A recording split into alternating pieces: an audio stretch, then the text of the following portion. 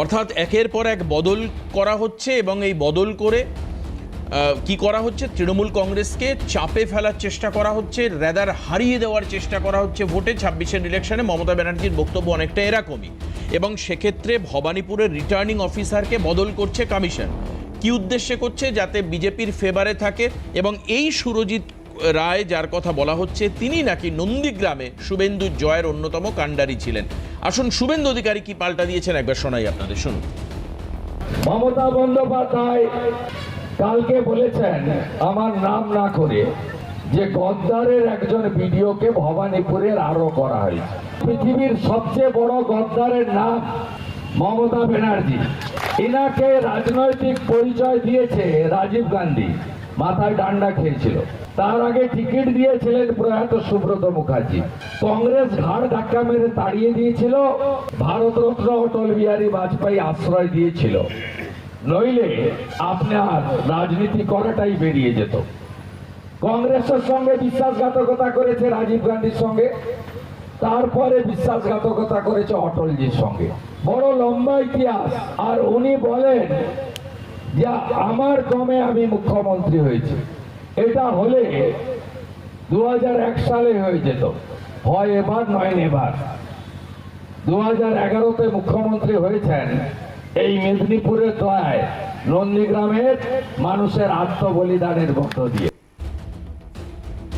নন্দীগ্রামের মানুষের আত্মবলিদানের মধ্যে দিয়ে মুখ্যমন্ত্রী হয়েছেন। আবার বারবার করে মমতা বন্দ্যোপাধ্যায়কে কম্পালমেন্টাল মুখ্যমন্ত্রীও বলেছেন হচ্ছে শুভেন্দু অধিকারী।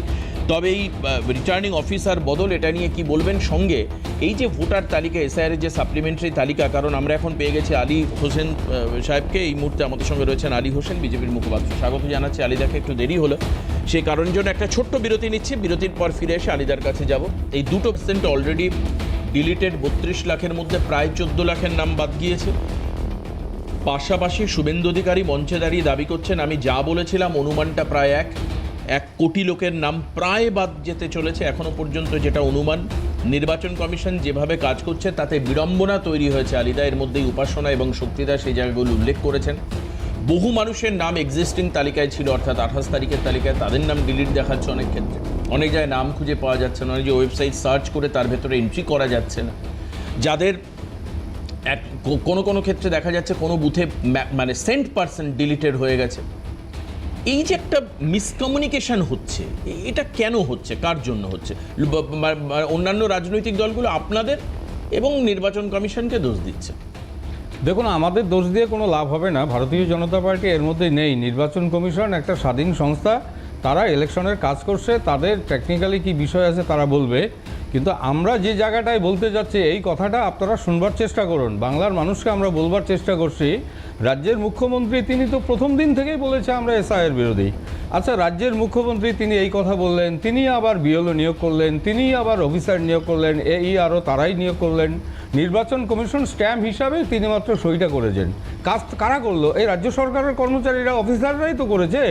আজকে বৈধ ভোটার ডিলিট হয়েছে, এর দায়ী কে নেবে? নির্বাচন কমিশন নয়। কিন্তু এই রাজ্য সরকারের অকর্মণ্যতার জন্য যারা ভুল লোক নিয়োগ করে, আচ্ছা ভাবতে পারেন একটা অঙ্গনারী কর্মীকে দিয়ে আপনি বিএলওর কাজ করিয়েছেন, ভাবা যেতে পারে? এত বড় গুরুত্বপূর্ণ একটা কাজ, সেই জায়গায় দাঁড়িয়ে একটা নির্বাচন কমিশন একটা জায়গায় এসছে। আমরা বলবো যে যারা বৈধ ভারতীয় ভোটার, একটা বৈধ ভারতীয় ভোটার যেন বাদ না যায়, আমরা সেটা বারবার করে ইলেকশন কমিশনের কাছে এবং বাংলার মানুষের কাছে আমরা আশ্বস্ত করছি, কোনো বৈধ ভোটার বাদ যাবে না। যাদের নাম বাদ গিয়েছে তারা 6 নম্বর ফর্ম ফিল আপ করুন। 6 নম্বর ফর্ম ফিল আপ করে তাদের নাম কি নির্বাচনের আগে উঠে যাবে? ভোটার তালিকায় নাম উঠবে। নির্বাচনের আগে কি উঠে যাবে দ্রুততার সঙ্গে? নিশ্চিত হবে। এখনো 1 মাস বাকি দাদা, 1 মাস বাকি আছে। 6 নম্বর ফর্ম ফিল আপ আজকে করবে, আর নিশ্চিত সামনেই তার ভেরিফিকেশন হয়ে যাবে, 10 দিনও লাগবে না সেগুলো। মানে এটা কি কনফিডেন্স না ওভার কনফিডেন্স দাদা? আমি তো বুঝতে পারছি না, কারণ এই দ্রুততার সঙ্গে করতে গিয়েই তো পুরো লেজে গোবরে অবস্থা। যেটা না সেটা হবে না। বিএলও সংশ্লিষ্ট বুথেই তাদের যেতে হবে, 10 কিলোমিটার যেতে হবে তা না। বাড়ির পাশেই তো বিএলও আছে, তার কাছে গিয়ে 6 নম্বর ফর্মটা ফিল আপ করবে।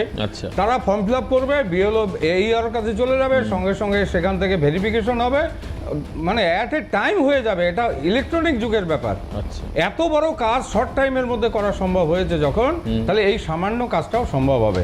আপনি 12 লাখের কথা বলে তোমার 14 লাখের কথা বলেছেন, নয় মাত্র 12 লাখ এখনো পর্যন্ত বোঝা যাচ্ছে। হ্যাঁ, 3-4-12, হ্যাঁ 12 লাখ, আমার ভুল হয়েছে, 12 লাখ হ্যাঁ, 80,000-এর মতন বোঝা যাচ্ছে। আরো হয়তো কিছু হবে, আমরা চাই না। এই 12 এটা লাখের কিন্তু- মধ্যেও ভারতীয়রা আছে দাদা, না, না, এই 12 লাখের মধ্যেও এটা কিন্তু ভারতীয়রা 32 আছে। লাখের হিসাব আলিদা, যারা 32 লাখের মধ্যে এটা হিসাব, হ্যাঁ সেটাই বলছি। মানে এটা যদি 60 লাখে পৌঁছয় তাহলে 4-24 লাখ মতো বাদ যাবে টোটাল, না, যদি ওই- 40% একই ওইরকম থাকে। বিষয় নয়, আপনি ভাবতে দিন, শেষের দিকে হয়তো দেখা যাবে যে প্রায় সবগুলোই ঠিক আছে। আমি সেটাও বলছি। এখনো অনেক এলাকা বাকি আছে যে এলাকাগুলোতে ভারতীয়রাই রয়েছে বা বহিরাগতরা নেই। সীমান্ত এলাকা নিশ্চয়ই হয়তো হয়েছে ইতিমধ্যে, যার ফলে সংখ্যাটা বেশি দেখছেন, কিন্তু ভারতীয়দের এলাকা, আপনি পুরুলিয়া যান, আপনি বাঁকুড়া যান, আপনি বীরভূম যান, আপনি আপনার আলিপুরদুয়ারে যান, দার্জিলিংয়ে যাবেন, সেখানে তো এগুলো পাবেন না। তাহলে সেই এলাকা না, মানে আমি তো এটা ভাবতে পারছি না যে জোড়াসাঁকো মতো জায়গা, কলকাতা জোড়াসাঁকো বিধানসভা অথবা কলকাতা উত্তর, কলকাতা দক্ষিণ, সেখানেও তো দেদার নাম বাদ গেছে আলিদা। তারা কোন অনুপ্রবেশকারী? আপনার কাছে তো রেদার উপাসনা একটু আগে বললো যে বিজেপির মুখপাত্র থাকলে আমি জিজ্ঞেস করতাম যে এর মধ্যে রোহিঙ্গা কতজন খুঁজে পেয়েছে, একটু আগে বলে যে অন রেকর্ড। না, সে তো বলুক, রোহিঙ্গা তার সংখ্যা লাস্ট আসলেই আমরা জানাতে পারবো যে আসলে ধরে নিন রোহিঙ্গা নয়, বহিরাগত কত আপনারা রোহিঙ্গা, বলছেন। কত অনুপ্রবেশকারী, সেই সংখ্যা তো আসবে আমাদের কাছে। শুভেন্দু অধিকারী কথা বলছে। বেশ, যাই হোক, এই জায়গায় দাঁড়িয়ে শক্তিদার কাছে একটু ছোট্ট করে জানতে চাইবো, আলিদা একটা মারাত্মক জায়গা তুললেন, সেটা হচ্ছে যে রাজ্য সরকার তার কর্মচারীদের দিয়ে পুরো প্রক্রিয়া করিয়েছে। মানে ধরে নিন আমি আপনার বিয়ের অনুষ্ঠান করে দেব বলে আমি কন্ট্যাক্ট নিলাম, এবার যারা কাজ করলেন তারা ঠিকঠাক করলেন না, দায়িত্ব আমারই নেওয়ার কথা, কিন্তু শক্তিদা বলছেন যে যারা ওই গ্রাউন্ড লেভেলে কাজ করেছে তাদেরও দায়িত্ব নিতে হবে। অর্থাৎ এই অঙ্গনবাড়ি কর্মী, অর্ধশিক্ষিত বা অল্প শিক্ষিত মানুষ বা এই ধরনের কিছু মানুষ যারা একেবারে পলিটিক্যালি মোটিভেটেড, মানে যারা সিও দপ্তরের সামনে ধর্ণা দিচ্ছিলেন বা গন্ডগোল করছিলেন, ওই সব মানুষগুলো এরা ইচ্ছাকৃতভাবে তালিকাকে ম্যানিপুলেট করেছে, ভুল করেছে। শক্তিদা আপনি মানেন? দেবাশিস, একটা কথা বলি, তাহলে ইলেকশন কমিশনের তো হাজার হাজার কোটি টাকা আছে, একটা অটোনমাস বডি। রাজ্য সরকার যদি অঙ্গনওয়াড়ি কর্মীদের লাগায়, প্রথম দিন তারা বাধা দিল না কেন? নাম্বার 1। নাম্বার 2 হচ্ছে যে এত রোহিঙ্গা, এত আজ পর্যন্ত এইটা কে রোহিঙ্গা ডেমোগ্রাফি চেঞ্জ হয়ে যাবে, অনুপ্রবেশকারীরা ভারতবর্ষের ভূগোলটাকে চেঞ্জ করে দেবে, কত কথা তো শোনা যাচ্ছে। কিন্তু আলটিমেট নির্বাচন কমিশন যে বিজেপির অঙ্গুলি হেলনে চলছে, এর মধ্যে কোনো মিথ্যে নেই। তার নোটিফিকেশানে বিজেপির স্টাম্প মারা আছে, এবং দেখা যাচ্ছে যে সীমান্তবর্তী অঞ্চলগুলো, এবং তুমি যেটা বললে চৌরঙ্গিতে কতজন বাদ গেছে, ভবানীপুরে কতজন বাদ গেছে। মমতা বন্দ্যোপাধ্যায় নীতিগতভাবে আমি তার বিরোধিতা করি, এটা আদর্শগতভাবে বিরোধী, কিন্তু নির্বাচন কমিশনের কাজটা কি? স্বচ্ছ ভোটার তালিকা, স্পেশাল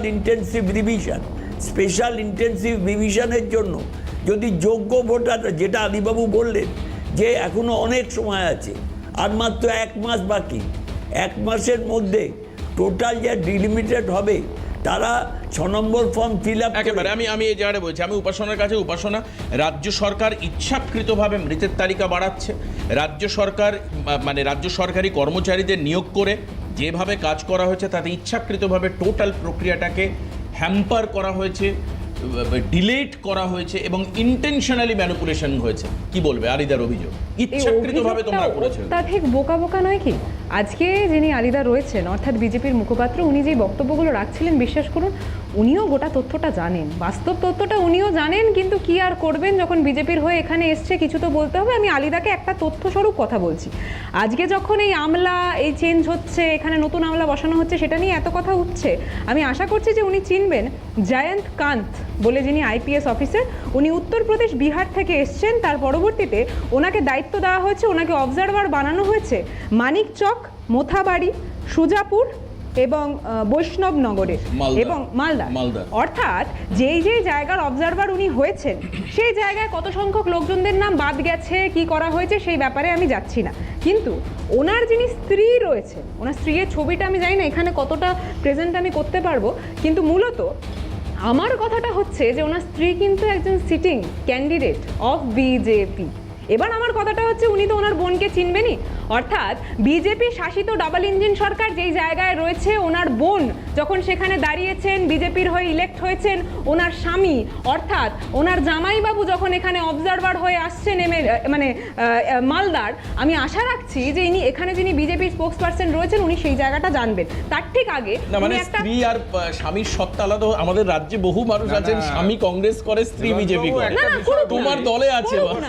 আমার ভাই, কথাটা তোমার সেটা দলে না। আছে। জিনিসটাকে না, না, ম্যাডাম, শুনুন। ম্যাডাম, স্যার স্যার আপনি আমাকে একটা প্রশ্নের হ্যাঁ আমি বুঝতে পারছি। অফিসার আছে কি না সারা ভারতবর্ষে যে কোনো রাজ্যে যে কোনো জেলাতে তারা বদলি হতে পারে, হ্যাঁ, এটা তো অবশ্যই হতে হবেই। পারে। অবশ্যই কিন্তু হতে তার পারে, স্ত্রী, কিন্তু তার আপনি আমাকে বাড়ির বলুন, লোক ইলেকশন কোন জায়গায় কমিশনের কোন না হেড মানে এই যে লাভলি, এই যে লাভলি শোনার, না আমি একটা কথা বলি, না না না এটা কি করতে পারে? আপনি আমাকে এটা বলুন। গৃহবন্দী করে আপনি আমাকে রাখবেন। বলুন আচ্ছা, যে আজকে যখন আইন নাগরিকের না, ভোট আমি দাঁড়িয়ে হচ্ছে, আছি। সেখানে দাঁড়িয়ে এত আপনার সুন্দর ভালো একটি লাগবে, হেনস্থা এটা হয় হচ্ছে, তখন আপনি ইলেকশন কমিশনের না। মুখপাত্র হয়ে কথা বলছেন। এটা কি একটা বিজেপির প্রতিনিধি বলতে পারে? সৌগত রায় তৃণমূল কংগ্রেস, ম্যাডাম না, সৌগত বেশ, রায় একটা বিরতি নেব, একটা বিরতি নেব। তথাগত রায় হচ্ছে বিজেপি। না এটা একদম ঠিক, এটা একদম ঠিক। আমি সেই জায়গায় যাচ্ছি না। এটা একদম ঠিক। আমার মূলত প্রশ্নটা হচ্ছে এক জায়গায়। ছেড়ে দেয়। না একটা বিরতি নিই, বিরতি নিয়ে যাব। সেটা হচ্ছে কি, লাভলি মৈত্রের স্বামীও একজন পুলিশ আধিকারিক, তার আধিকারিক হতে পারে, মানে কিন্তু IPS ও মনে হয় খুব সম্ভবত। আমি কিন্তু আমাদের কলকাতায় বা আমাদের বাংলার মধ্যে এখন দায়িত্বপ্রাপ্ত নয় উনি ইলেকশনে। ছিলেন যখন এই হ্যাঁ, যখন না এই যে হত্যাকাণ্ড হলো, যে মানে তোমার এই সিপিএম এর যে ইলেকশনের সময় he was not an observer of মানে আমাদের স্টেটের মধ্যে কোনো দায়িত্ব নেই তুমি বলছো। আমি ওটা বলতে বেশ, চাই। আমি বিরতির পরে আসবো। বিরতির পরে এই যে পুলিশ আর প্রশাসন, এদেরকে এখন এক হাতে করে রাখছে কিছু দাদা। পুলিশ আর প্রশাসন